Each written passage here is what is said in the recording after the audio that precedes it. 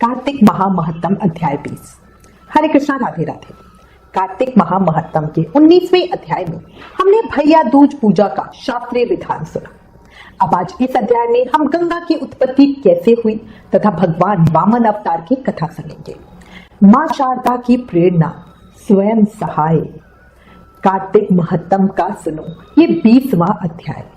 कार्तिक माह की पावन कथा सुनते हुए ऋषि कहने लगे, हे सूत जी, भगवान के चरणों में उत्पन्न हुई गंगा जी की महिमा कही। तब सूत जी ने कहा, हे ऋषियों, जो कुछ नारद जी ने राजा पृथु से कहा वही मैं तुमको सुनाता हूँ। इंद्र आदि सब देवताओं को उत्पन्न करने वाले कश्यप जी की 2 पत्नियां थी। एक अदिति जिसके पुत्र देवता कहलाए तथा दूसरी दिति जिसके पुत्र दैत्य हुए। देवता तथा दैत्यों का नित्य ही कलह रहा करता था। उस समय विरोचन का पुत्र अर्थात प्रहलाद का पौत्र राजा बलि दैत्यों का राजा था। उसकी सेना अत्यंत विशाल थी। उसने समस्त पृथ्वी को जीतकर स्वर्ग का राज्य प्राप्त करने के लिए देवताओं पे चढ़ाई कर दी। इंद्र की पुरी को चारों ओर से घेर लिया। देवता भी युद्ध करने के लिए बाहर आए। तब अत्यंत घोर संग्राम हुआ। एक दूसरे पर प्रहार करते हुए कई वर्ष बीत गए। इसके पश्चात दैत्यों का बल बढ़ते हुए देखकर देवता मैदान छोड़कर भागने लगे। तत्पश्चात दैत्यों ने सारे स्वर्ग पर अपना अधिकार जमा लिया। बलि स्वयं इंद्र के आसन पर बैठने लगा। साथ ही देवताओं के समस्त कार्य राक्षसों ने अपने अधीन कर लिए। यज्ञ की बलि भी आप ही लेने लगे। तब अदिति अपने पुत्रों को दुखी देखकर बहुत चिंतित हुई। फिर वह अपना स्थान छोड़कर देवताओं की जय तथा दैत्यों की पराजय के निमित्त भगवान की तपस्या करने के लिए हिमवन पर्वत पर चली गई। वहां कुछ समय फलाहार खाकर, कुछ काल सूखे पत्ते और कुछ काल तक पवन का ही आहार करती रही। फिर पैर के अग्रभाग से खड़ी होकर भगवान की तपस्या करने लगी। इस प्रकार उसने 1000 वर्ष तक तपस्या की। मायावी राक्षस अदिति की घोर तपस्या से चिंतित होकर राक्षसी माया से देवताओं का रूप धारण कर अदिति के पास जाकर कहने लगे, हे माता, तुम हमारे लिए इतना घोर तप क्यों कर रही हो? आत्मघात करना सब शास्त्रों ने पाप बताया है।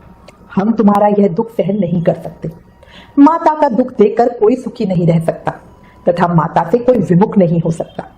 शास्त्रों का वचन है कि जिसके घर में कल्याणकारी माता नहीं तथा प्रिय बोलने वाली पतिव्रता स्त्री नहीं, उसका जीवन निरर्थक है।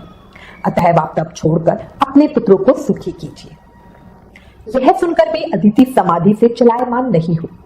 तब उन्होंने अदिति को मार डालने का निश्चय किया। अतः उन्होंने अदिति को जीवित जला देने के लिए वन में आग लगा दी, परंतु इस अग्नि में दैत्य स्वयं जल गए।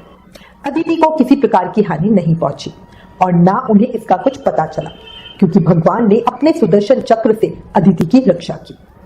इतनी कथा सुनकर ऋषि पूछने लगे, हे सूत जी, बड़े आश्चर्य की बात है कि अदिति अग्नि में नहीं चली। तब सूत जी ने कहा, इसमें आश्चर्य की कोई बात नहीं। जिन भगवान के स्मरण मात्र से सब संकट दूर हो जाते हैं, उनका ध्यान करने वाले भक्त को कोई कष्ट दे सकता है क्या? जब अग्नि शांत हो गई, तब सुदर्शन चक्र धारण करने वाले भगवान विष्णु स्वयं अदिति के सामने प्रकट हो गए और कहने लगे कि हे देव माता, तुम्हारे इस कठिन तप से हम अत्यंत प्रसन्न हैं, इसलिए वरदान मांगो, तुम्हारा कल्याण होगा। तब अदिति ने हाथ जोड़कर भगवान की स्तुति की, हे भगवान, जिनके स्मरण मात्र से सब कलेश नाश को प्राप्त हो जाते हैं, जिनके चरण कमल की सेवा करके भक्त लोग परम सिद्धि को प्राप्त हो जाते हैं, यज्ञ में स्थित यज्ञ के प्रबोध करता जिनकी माया को ब्रह्मा आदि देवता भी नहीं जान सकते, जिनके मन में सूर्य, मुख में चंद्र, ब्राह्मण भुजाओं से, क्षत्रिय जंघा से, वैश्य तथा शूद्र पैरों से उत्पन्न हुए हैं, ऐसे भगवान को नमस्कार है। देवता, नदी, समुद्र आप ही हैं, अतः आप मेरे पुत्रों की रक्षा कीजिए। हे भगवान, आप अंतर्यामी हैं, सभी कुछ जानते हैं, इसलिए मेरे पुत्रों को अकंटक राज्य दीजिए। अदिति के ऐसे प्रेम भरे वचनों को सुनकर भगवान कहने लगे कि देव माता, हम भी तुम्हारे यहाँ जन्म लेकर तुम्हारे पुत्रों की रक्षा करेंगे। तब अदिति कहने लगी, भगवान, जो संपूर्ण सृष्टि को धारण करने वाले हैं, जिनके रोम रोम में ब्रह्मांड समाया हुआ है, उनको मैं कैसे धारण कर सकूंगी? भगवान कहने लगे, हे अदिति, माता, पिता, गुरु, अतिथि तथा ब्राह्मणों की जो सेवा करती है, वह सदैव मुझको धारण करती है। तुलसी और गौ की रक्षा करने वाला भी मुझको धारण करता है, अतएव मैं तुम्हारा पुत्र होकर शत्रु कुल का नाश करूंगा। यह कहकर और अपने कंठ की माला देकर भगवान अंतर्ध्यान हो गए। इसके पश्चात दक्ष की कन्या अर्थात देव माता अदिति भगवान को नमस्कार करके अपने आश्रम को चली गई।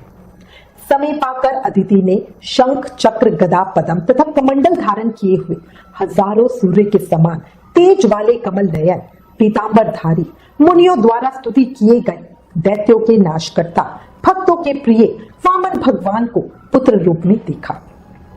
तब कश्यप आदि ऋषि भगवान की स्तुति करने लगे।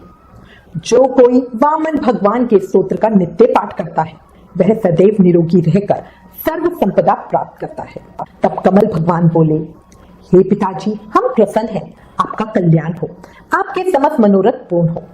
हमने 2 बार आपके घर में जन्म लिया और आगे भी आते रहेंगे। इतना कह के भगवान ने बाल रूप धारण कर लिया। कार्तिक महामहत्तम अध्याय 20 समाप्त। कल भगवान के वामन अवतार और राजा बलि में दान लेने की कथा सुनेगी। तब तक नाम जाप करते रहो और याद रखो, कलयुग केवल नाम अधारा।